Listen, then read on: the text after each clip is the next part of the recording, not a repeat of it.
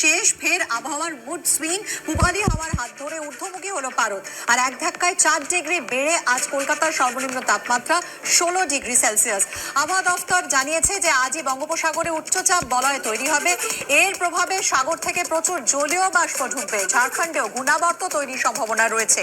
এর ফলে কলকাতা সহ দক্ষিণবঙ্গে বুধ ও বৃহস্পতিবার বৃষ্টি হতে পারে। আজ পূর্ব বর্ধমান, নদিয়া, উত্তর ও দক্ষিণ 24 পরগনায় বৃষ্টির সম্ভাবনা। উত্তরবঙ্গেও রয়েছে বৃষ্টির সম্ভাবনা। কথা বলবো আমাদের প্রতিনিধি সঞ্চয়ন মিত্রর সঙ্গে। সঞ্চয়ন, তাহলে কি এটা বলা যায় যে শীতের এই স্পেলও শেষ হয়ে গেল নাকি ফের শীত ফিরে আসতে পারে?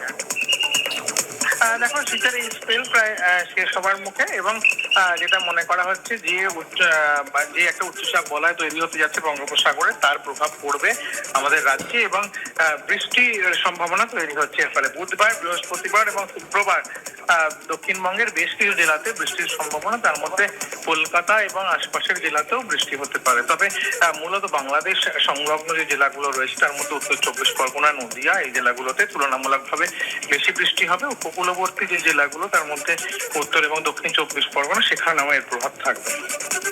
ধন্যবাদ সঞ্চয়ন।